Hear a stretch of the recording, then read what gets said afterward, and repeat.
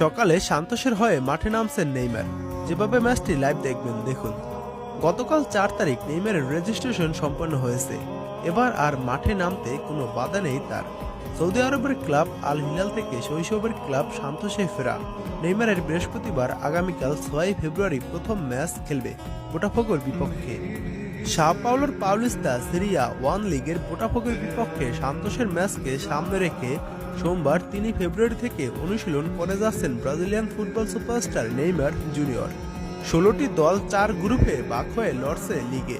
Botafogo A group থেকে, Santos B group থেকে নিজেদের সপ্তম ম্যাচে মুখোমুখি হবে এবং এই ম্যাচটি শুরু হবে আগামীকাল বাংলাদেশ সময় বৃহস্পতিবার সকাল 6টা 35 মাঠে নামবে সান্তোস ও বোটাফোগো। পাউলিস্তা সিরি ওয়ান লিগে গ্রুপ বিতে 6 খেলায় সান্তোস 2 জয় 1 ড্রয়ে 3 হারে 7 পয়েন্ট নিয়ে টেবিলের 1 নম্বরে রয়েছে তারা। বিপরীতে বোটাফোগো এ গ্রুপ থেকে চতুর্থ স্থানে রয়েছে। 6টি ম্যাচের ভিতর 3টি ড্র এবং 3টি হার নিয়ে 3 পয়েন্ট রয়েছে বোটাফোগোর। গত সপ্তাহে সৌদি আরবের ক্লাব আল হিলাল থেকে 6 মাসের চুক্তিতে 32 বছরের নেইমারকে দলে আনে সান্তোস।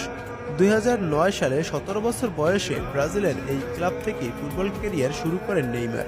2011 সালে সান্তোসকে 50 বছরের মধ্যে প্রথমবার কোপা লিবার্তাদোসের শিরোপা জেতান তিনি। বোটাফোগোর বিপক্ষে ম্যাচের আগে সান্তোসের হয়ে কঠোর অনুশীলন করেছেন নেইমার।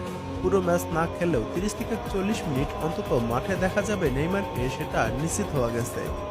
আগামীকাল বৃহস্পতিবার সকাল 6টা 35 নেইমার মাঠে নামবেন এবং এই ম্যাচটি আপনারা কিভাবে লাইভ দেখবেন?